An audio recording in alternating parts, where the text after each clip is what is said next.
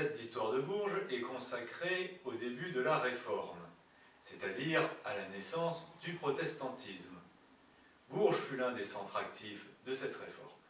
Nous en verrons d'abord les causes et ensuite les conséquences.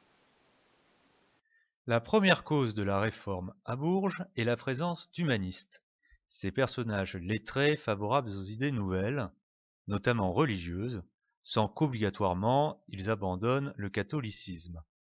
Parmi eux, le théologien Jacques Lefebvre d'Étaples vint à Bourges en 1507.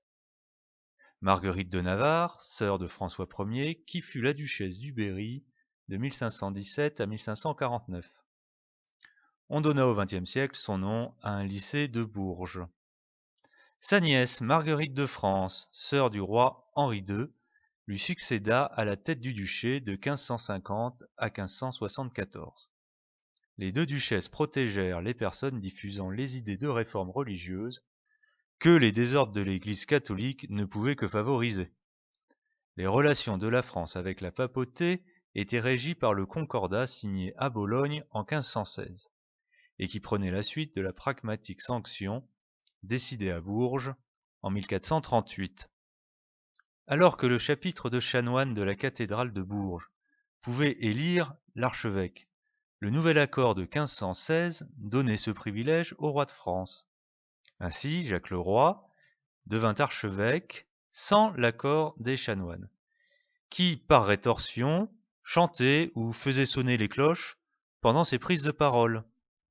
Celui-ci répliqua en jetant en prison quelques chanoines. Ces comportements ne pouvaient que favoriser la réforme. Troisièmement, l'université, située à partir de la fin des années 1520 au chevet de la cathédrale, joua un rôle dans la diffusion du protestantisme.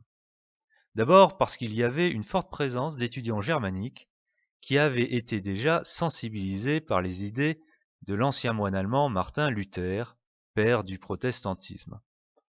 Ensuite, parce que des professeurs renommés étaient, eux aussi, sensibles aux idées nouvelles, comme André Alcia, le juriste, Jacques Amyot, un des traducteurs du grec ancien les plus renommés de la Renaissance, Melchior Volmar, professeur également de grec. Ce dernier vint à Bourges avec Théodore de Bèze, alors enfant, l'un des porte-parole de la Réforme en France par la suite. Volmar fut également le professeur à Bourges du jeune Jean Calvin, fondateur du calvinisme, au début des années 1530. Jean Calvin, étudiant, fut aussi un des prêcheurs des idées réformées. On peut encore apercevoir une pierre de crier, place Gordenne, sur laquelle la légende raconte que Calvin montait pour s'adresser au peuple.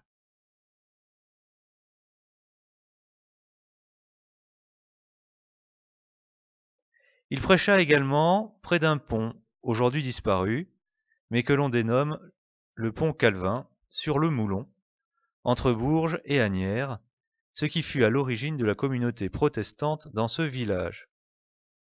Il prêcha encore au couvent des Augustins.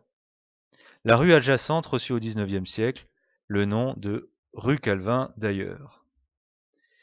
Mais il existait d'autres prêcheurs, comme Augustin Marlorat, le prieur des Augustins, Jean Dubois, un religieux du couvent des Jacobins, c'est-à-dire les dominicains, Pierre Boquin, le prieur des Carmes, et encore Jean Michel, un bénédictin, aumônier personnel de la duchesse Marguerite de Navarre.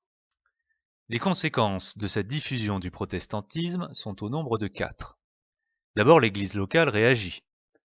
L'archevêque François de Tournon convoqua un concile provincial en 1528 où il condamna les idées de Luther et où furent interdites toutes impressions, ventes ou possessions des écrits de Luther. Cela amena une répression.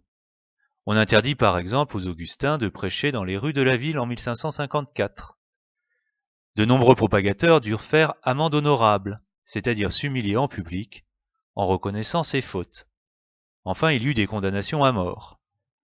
Ce fut le cas pour le bénédictin Jean Michel, condamné à faire amende honorable en 1537, puis à de la prison. Il s'échappa, mais revint à Bourges en 1539, où il fut cette fois-ci condamné au bûcher. L'exécution eut lieu en dehors de la ville, au sud de la Grosse Tour. Cependant, la communauté protestante grossissait et s'organisait.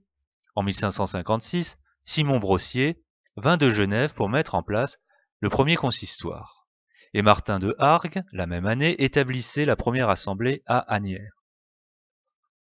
La communauté se sentait assez forte pour chanter des psaumes au Pré-Fichot, alors des Marais, au printemps et à l'été 1558, ou de célébrer une cérémonie en 1560 dans les grandes écoles, c'est-à-dire l'université. Pour autant, de nombreux convertis décidèrent de partir de Bourges. Beaucoup allèrent à Genève, qui était le centre du calvinisme. Augustin Marlora émigra dès 1535. Les frères Germain et Nicolas Colladon, dont il existe encore la superbe demeure, partirent en 1550. Germain, juriste, y rédigea les lois civiles de Genève, qui ont de nombreuses correspondances avec la coutume du Berry, qui avait été mise par écrit en 1539. Ainsi, les bouillonnements du début de la Réforme à Bourges reçurent une concrétisation dans la capitale européenne du calvinisme.